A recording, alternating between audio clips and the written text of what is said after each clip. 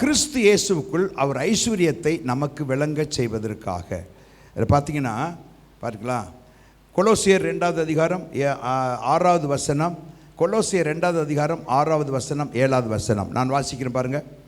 பக்கம் 276.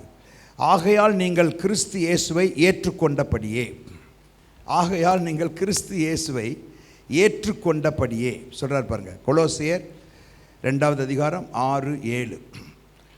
ஆகையால் நீங்கள் கர்த்தராகிய இயேசு கிறிஸ்துவை ஏற்றுக்கொண்டபடியே அவருக்குள் வேறு கொண்டவர்களாகி, கிறிஸ்துவுக்குள் வேறு கொண்டவர்களாகி, அவர் சொல்கிறார் பாருங்க, ஏற்றுக்கொண்டபடியே அவருக்குள் வேறு கொண்டவர்களாகவும் அவர் மேல் கட்டப்பட்டவர்களாகவும் அவருக்குள் நடந்து கொண்டு நீங்கள் போதிக்கப்பட்டபடியே விசுவாசத்தில் உறுதிப்பட்டு ஸ்தோத்திரத்தோடு அதில் பெருகுவீர்களாக.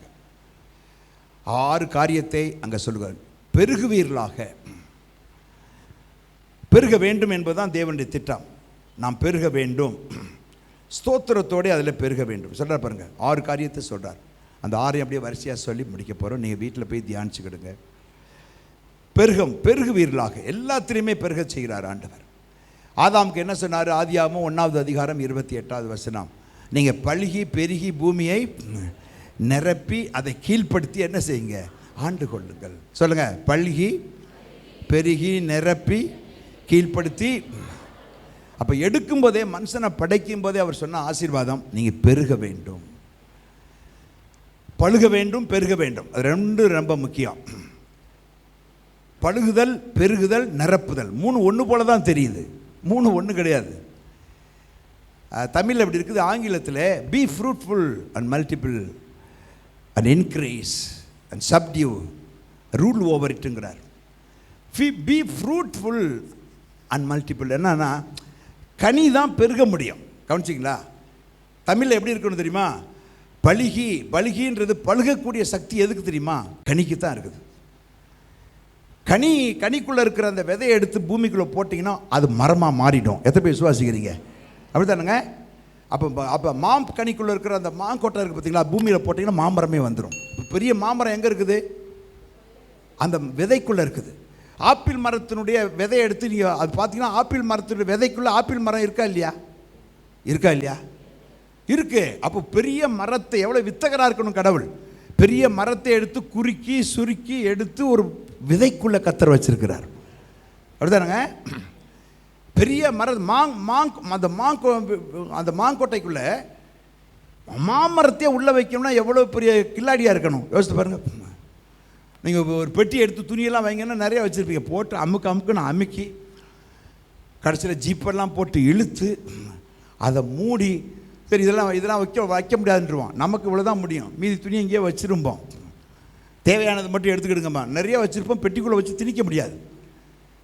ஆனால் தேவன் ஒரு மரத்தையே எடுத்து எதுக்குள்ளே வச்சுருக்கிறாரு? அந்த விதைக்குள்ளே வச்சுருக்கிறார்.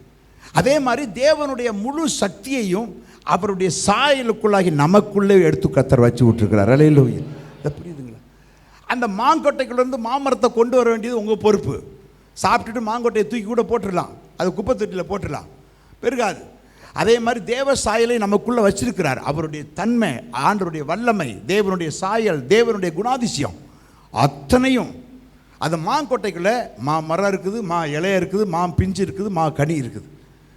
அதே மாதிரி இந்த நமக்குள் தேவ சாயலை நமக்குள்ளே மண்ணுக்குள்ளே வச்சு தான் வளர்க்க முடியும். மாங்கொட்டையை எங்கே வச்சு மாமரத்தை கொண்டு வருவீங்க? மண்ணுக்குள்ளே வச்சு தான் கொண்டு வர முடியும்.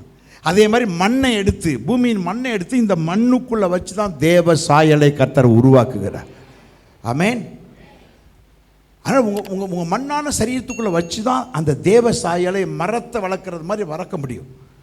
அப்போ எவ்வளோ பெரிய பிளானை கர்த்தர் பண்ணியிருக்கிறார். இதுக்குள்ளே பாவ சாயலை பிசாசு கொண்டு வந்துட்டான்.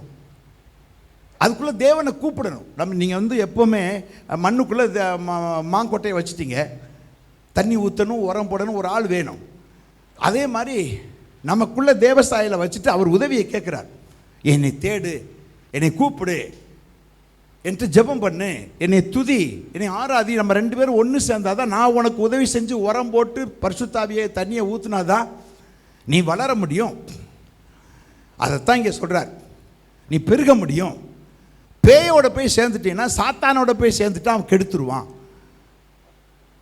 ஒன்றுமே இல்லாமல் போயிடும் வாழ்க்கையில். அதனால தான் பிசாசோட சேர்ந்த ஜனங்கள் கோடிக்கணக்கில் இருக்கிறாங்க இந்த தேசத்தில். அவங்க என்ன செய்கிறாங்கன்னா, தேவ சாயல் வர்றதுக்கு பதிலாக பாவ சாயலை கொண்டு வந்து பாவத்தை வெளிப்படுத்துகிறாங்க. நீ மனுஷனாடான்னு கேட்குறாங்க பார்த்தீங்களா? கொள்ளையடிச்சு, கொலை செஞ்சு, அக்கிரமம் செய்து நீ மனுஷனாவேன் அப்படின்னு கேட்குறாங்க பார்த்தீங்களா? பேப்பரில் எத்தனை பேர் பார்க்குறோம்? 10 வருஷமாக ஒரு பெண்களுக்கு பாலியல் தொல்லை கொடுத்த ஒருத்தரை தெய்வம்னு சொல்லி எத்தனையோ பேர் போட்டாங்கலாம் சொல்கிறாங்க, பேப்பரில் படிக்கிறோமே. 10 வருஷமாக செஞ்ச பாவங்கள் வெளியில் தெய்வம் போல் நடிக்கிறாங்க. ஆனால் வெளியில் வரும்போது பேப்பரில் நியூஸில் எழுதித்தாலும் அதுதான் அதிகமாக இருக்குது. அப்போ அவங்களுடைய அவங்க உள்ளுக்குள்ளே இருக்கிற சுய ரூபம் அந்த மண்ணுக்குள்ளேருந்து கண்டிப்பாக ஒரு நாள் என்ன செஞ்சிடும்? மனுஷன் எதை விதைக்கிறானோ அறுப்பான். ஆனால் நம்ம நல்லதை விதைக்கிறோம்.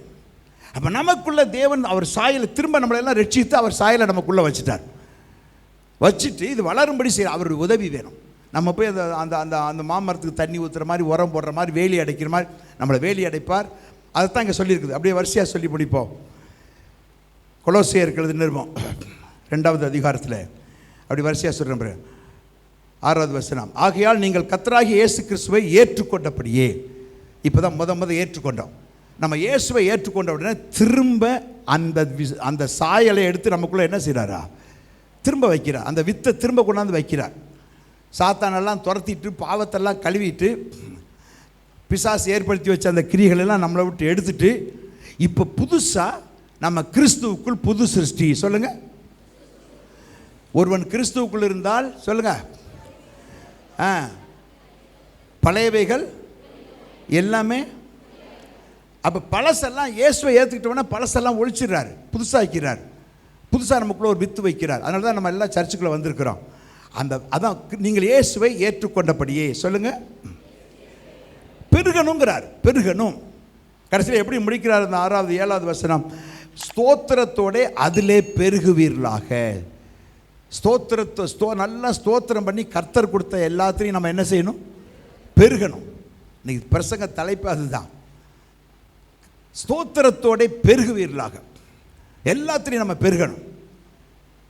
ஆண்டவர் கொடுத்த எல்லாத்திலையும் பணமும் பெருகணும், பலமும் பெருகணும், விசுவாசமும் பெருகணும், எல்லாம் பெருகணும். என்னெல்லாம் 5 காரியங்கள் பெருகணுங்கிறார். நம்பர் 1 என்ன பெருகணும்? அதிலே பெருகுவீர்களாக. ஸ்தோத்திரத்தோட அதிலே அந்த 5 காரியத்திலையும் பெருகணுங்கிறார். பெருகினா தான் அந்த சாயல் நமக்குள்ளே வளரும். ஒன்று என்ன தெரியுமா? அதுக்கு என்ன செய்யணும்? முதல் படி இயேசுவை ஏற்றுக்கொண்டபடியே சொல்லியிருக்கிறாரா? நீங்கள் கர்த்தராகிய இயேசு கிறிஸ்துவை ஏற்றுக்கொண்டபடியே.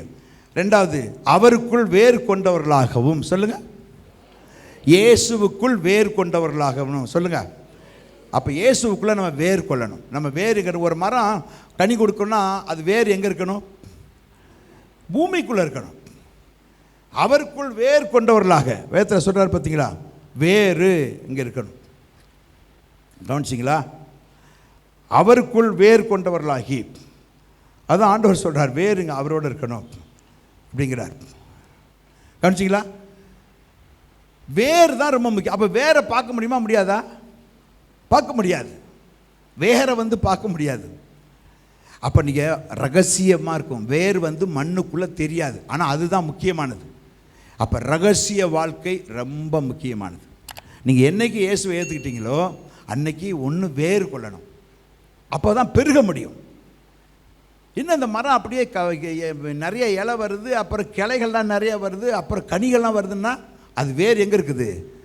அதைத்தான் சொல்கிறார். நீங்கள் உங்கள் வேறு எங்கே இருக்கணும்னா இயேசுக்குள்ளே இருக்கணும். அவருக்குள், இயேசுக்குள் வேறு கொண்டவர்களாகி. ஆமென். கை வைத்து அல்லேலூயா சொல்லுவோம். அந்த வேர், ஆதாமுக்கு அந்த வேர் இல்லாமல் போச்சு. அவன் கர்த்தரை கூப்பிடாம போயிட்டான். அதனால தான் மண் ஆயிட்டான். மண்ணுக்குள்ள தான் வச்சிருந்தார். ஆதாமே கூப்பிடு என்ன கூப்பிடுனார். பிசாசு வந்து கெடுக்க வந்துட்டான். கூப்பிடுனாரும் கூப்பிடாம விட்டான். எல்லா இடத்துலையும் வேலைக்கு போகும்போது வரும்போது எல்லா இடமும் அவரை கூப்பிடணும். கூப்பிடாம விட்டா பிசாசுக்கு கொண்டாட்டம் ஆயிரும்.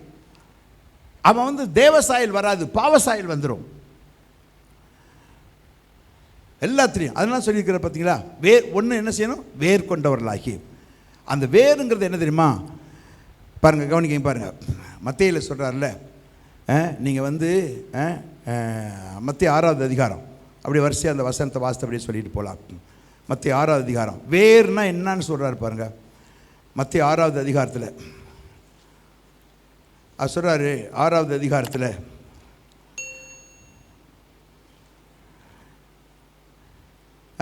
சொல்கிறார் பாருங்க. நீ எடுத்து வாசிக்க. மத்தேயு 6வது அதிகாரத்தில் 6வது வசனம். நீயோ ஜெபம் பண்ணும்போது உன் அறை வீட்டுக்குள் பிரவேசித்து உன் கதவை பூட்டி அந்தரங்கத்தில் இருக்கிற உன் பிதாவை நோக்கி ஜெபம் பண்ணு. அப்பொழுது அந்தரங்கத்தில் பார்க்கிற பிதா உனக்கு வெளியரங்கமாய் பலனளிப்பார். அந்தரங்கத்தில், அந்தரங்க ஜெபம் சொல்லுங்க, இதான் வேறுங்கிறார். அந்தரங்க ஜெபம். நீங்கள் ஜெபம் பண்ணுறது யாருக்கும் தெரியாது, ஆனால் வீட்டுக்குள்ளே கதவை பூட்டி ஜெபம் பண்ணுவீங்க. அந்தரங்கத்தில் இருக்கிற பிதா சொல்லுங்க. அதில் 3 விதமாக பிதா தன்னை வெளிப்படுத்துகிறார். ஒன்று அந்தரங்கத்தில் இருக்கிற பிதா, 2வது அந்தரங்கத்தில் பார்க்கிற பிதா, 3வது அந்தரங்கத்தில் உன் ஜெபத்தை கேட்கிற பிதா. இருக்கிற பிதா, பார்க்கிற பிதா, கேட்கிற பிதா. புரியுதுங்களா? நீ உங்கள் கதவை பூட்டி ஜெபிக்க போகும்போது அங்கே ஆண்டவர் இருக்கிறார், அப்படி தானுங்க. அப்போ அந்தரங்கத்தில் இருக்கிற பிதா. 2வது அந்தரங்கத்தில் உங்களை பார்க்குற பிதா. என் பிள்ளை கதவை பூட்டிட்டு போய் ஜெபிக்க போகுது. அந்தரங்கத்தில் இருக்கிற பிதா, அந்தரங்கத்தில் கேட்கிற பிதா, அந்தரங்கத்தில் பார்க்கிற பிதா. ஆனால் பலன் மட்டும் வெளியரங்கமாய் கர்த்தர் கொடுக்குறார். அல்லேலூயா. ரகசியமாக கொடுக்குறதுல உங்களுக்கு பலன் 4 பேர் பார்க்குற மாதிரி உங்களுக்கு வெளியரங்கமாய் பலன் தர்றார்.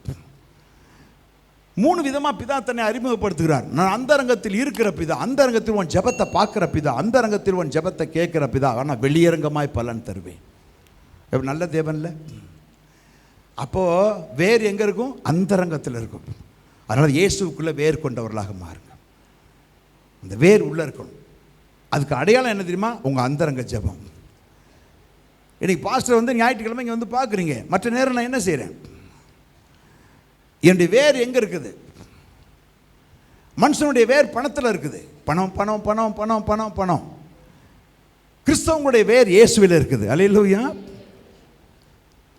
உங்கள் வேர் எங்கே இருக்கோ அங்கே கண்டுபிடிச்சிடலாம். ரகசியமாக தான் ஜெபிக்க ஆரம்பிங்க. உங்கள் பைபிள் வாசிப்பு ரகசியமாக இருக்கும்.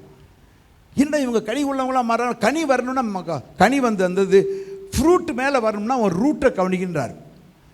If you look at the root, then only you will bring forth the fruit. Fruit வரணும்னா ரூட்டுக்கு காரணம் வேர். சரி, அந்த அப்போ உங்கள் வேர் கொண்டவர்களாகி சொல்லிட்டாரா, வேர் கொண்டவர்களாகி எடுத்து கொடுங்க. கொலோசியர் அப்படி சொல்லி நம்ம அந்த 6 காரியத்தை அப்படியே 5 காரியம் சொல்லணும். கொலோசியர் 2வது அதிகாரம் பக்கம் 276. 1 வேர் கொண்டவர்களாகி சொல்லிட்டாரா. அப்போ வந்து உங்க பெருகணும். உங்கள் பெருக்கத்தின் ஆசீர்வாதம். ஆண்டவர் இந்த மாதத்தில் கர்த்தர் உங்களை பெருக செய்வார். எல்லாத்திலையும் உங்களை பெருக செய்வார். அதான் எபேசியில் சொல்கிறாரு, அன்பிலே வேர் கொண்டவர்களாகி. இயேசு எப்படிப்பட்டவராக இருக்காருமா, அன்பாகவே இருக்கிறார். கைவித்து இல்லையா சொல்லுவோம். இயேசு எப்படி இருக்கிறார் சொல்லுங்க. அப்போ வேறு எதில் போகணும், அன்பிலே இருக்கணும். இந்த வேறு அன்பிலே போயிடுச்சுன்னா உங்கள் மனைவிகிட்ட அன்பு காட்டுவீங்க. ஒருவேளை அவங்க சிடுன்னு விழுந்தால் கூட சரிம்மா சரி ரைட்டு பார்ப்போம் போய்ங்க. ஒருவேளை புருஷனுக்கு கோவம் வச்சா மனைவிட்ட அந்த அன்பு வேர் இருந்துச்சுன்னா ஆண்டவரில் நீங்கள் பலமாக வேர் கொண்டவர்களாக இருந்தால் அன்பிலே நடப்பீங்க. அன்பிலே நடந்து கொள்ளுங்க. அன்பில் நடந்து கொண்டால் என்ன தெரியுமா, கசந்து கொள்ள மாட்டீங்க. பாஸ்டர் இப்படிலாம் அன்பில் நடந்தாலும் அவர் ரொம்ப மோசமாக போயிடுவார் அப்படிலாம் கிடையாது. அன்பிலே வேர் கொள்ளுங்க, விடாதீங்க. இயேசு கிறிஸ்து பாருங்கள், நம்ம எவ்வளோ தான் கோபமாக மனுஷன் பேசினாலும், எவ்வளோ தான் அவரை பைத்தியக்காரன்னு சொன்னாலும் அன்பில் நடந்தார் பார்த்தீங்களா. அப்போ அவரில் வேர் கொண்ட அத்தனை பேர் எப்படி நடப்போம், அன்பில் தான். உங்கள் வீட்டுக்குள்ளே ஆரம்பிங்க, சர்ச்சுக்குள்ளே ஆரம்பித்து கைப்பிடிச்சி விசாரிங்க 2 வார்த்தை அன்பிலே. அன்பில் என்ன விசாரிக்க முடியாது. அதுதான் அன்பிலே வேர் கொண்டவர்களாய். உங்கள் வேர் இயேசுக்குள்ளே போயிடுச்சுன்னா இயேசு அன்பாக இருக்கிறார், அன்பிலே வேர் கொண்டார். 2வது என்ன சொல்கிறார் பார்த்தீங்களா, அவரை ஏற்றுக்கொண்டபடியே நம்ம ஏற்றுக்கொண்டோம், நம்ம எல்லாம் இயேசுவை ஏற்றுக்கொண்டோம். அதுக்கு பிறகு 5 காரியத்தை அன்பிலே வேறு கொள்ளணும். 2வது ஒன்று சொல்கிறார் பாருங்க, 6வது வசனம், கொலோசியர் 2:6. அவருக்குள் வேறு கொண்டவர்களாகி 1, 2வது அவர் மேல் கட்டப்பட்டவர்களாக இருக்கணும். இப்போ இயேசு மேல் என்ன செய்யணுமா? கட்டப்படணும். அப்படி கொஞ்சம் கொஞ்சமாக அந்த மரம் வளர்றது மாதிரி நம்ம கட்டப்படணுங்கிறார். அவரோடு சேர்ந்து கட்டப்படணுங்கிறார். இயேசுவோடு கட்டப்படுங்க, தனியாக போயிடாதீங்க. அதனால தான் ரோமர் 8வது அதிகாரம் அவரோடு கட்டப்படணும். பார்த்தீங்களா? ரோமர் 8வது அதிகாரம், ரோமர் 8 அதில் சொல்கிறார் பாருங்கள். ரோமர் 8வது அதிகாரம் நான் சொல்லி ஒரு 5 நிமிஷத்தில் முடிப்பேன்.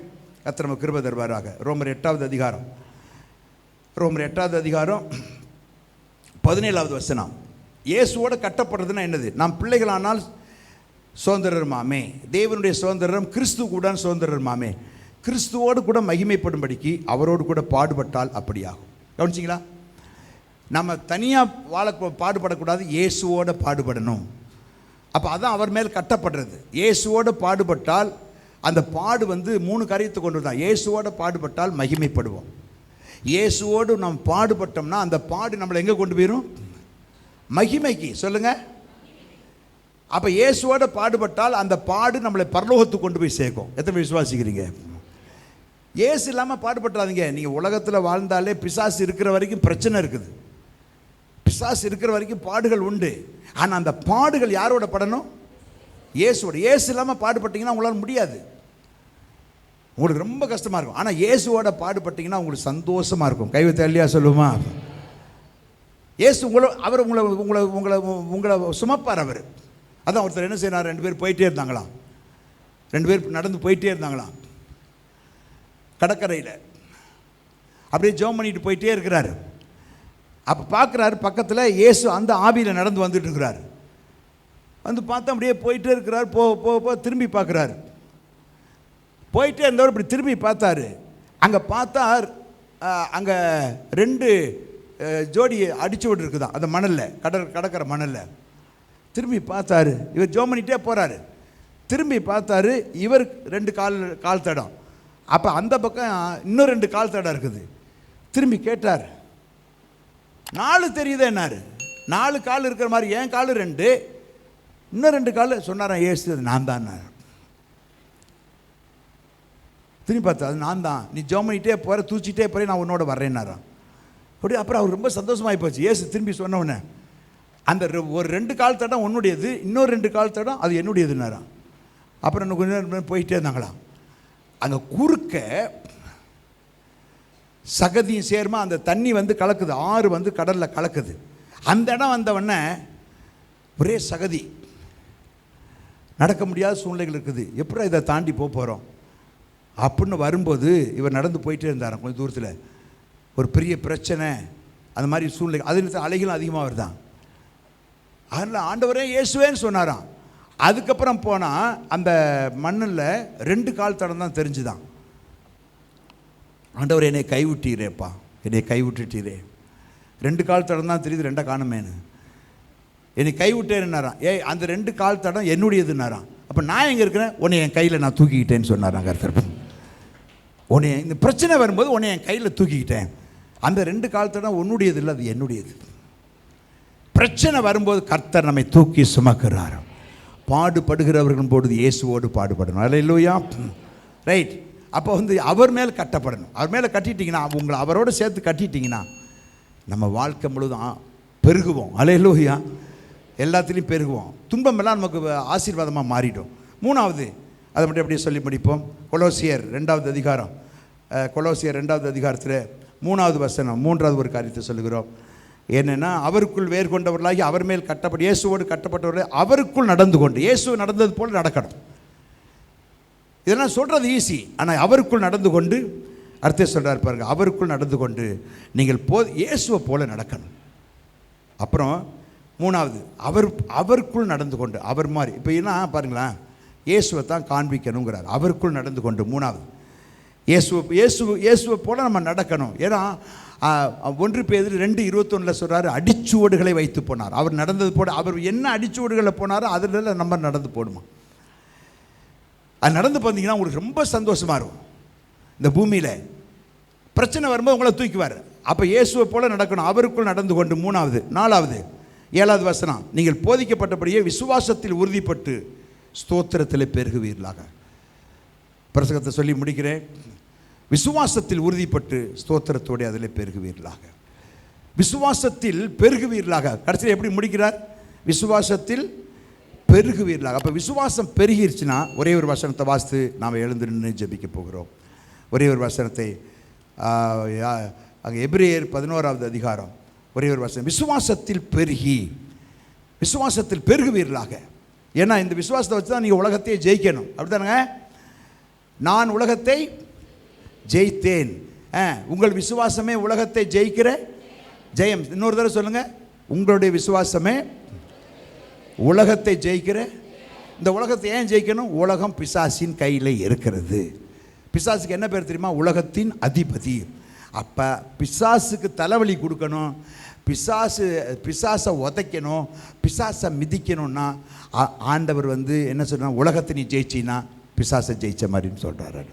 நான் உலகத்தை என்ன செய்தேன்? ஜெயித்தேன். அதுதான் சொல்கிறார். அப்போ அந்த உலகத்தை ஜெயிக்கிறதுக்கு பணத்தை வச்சு ஜெயிக்க முடியாது, உன் படிப்பை வச்சு ஜெயிக்க முடியாது, உன் திறமையை வச்சு ஜெயிக்க முடியாது. விசுவாசத்தை கர்த்தர் தந்திருக்கிறார். அதனால் விசுவாசத்தில் நம்ம பெருக வேண்டும். அல்லேலூயா. அதனால தான் ஒரே ஒரு வசனம் எபிரேயர் 11வது அதிகாரத்தில், எபிரேயர் 11வது அதிகாரத்தில் வாசிக்கிறேன் பாருங்கள். அதில் சொல்கிறார் ஆண்டவர், மோசே 24வது வசனத்தில் வாசிக்கிறேன். விசுவாசத்தினாலே மோசே தான் பெரியவனான போது பெருகிட்டான். அதான் பெருகிட்டான். விசுவாசத்தினாலே மோசே பெரியவனான போது பார்வோன் குமாரத்தின் மகன் எனப்படுவதை வெறுத்து அனித்திய பாவ சந்தோஷங்களை அனுபவிப்பதை பார்க்கிறோம் தேவனுடைய ஜனங்களோடு துன்பத்தை அனுபவிப்பதை தெரிந்து கொண்டான். விசுவாசத்தினாலே விசுவாசத்தில் மோசே பெரியவன் ஆயிட்டான். அப்போ பாவத்தை வெறுக்கிறான் பாருங்க. அனித்திய பாவத்தை வெறுத்தான். விசுவாசத்தில் பெரியவன் ஆயிட்டீங்கன்னா, அது பெருகிருச்சுன்னா பாவத்தை வெறுக்க ஆரம்பிச்சிடும். ரெண்டாவது, தேவ ஜனங்களோட துன்பத்தை அனுபவிப்பதை தெரிந்து கொண்டான். பைத்தியக்காரனாக தாங்க இருக்கணும். துன்பத்தை யாராவது தெரிந்து கொள்வாங்களா?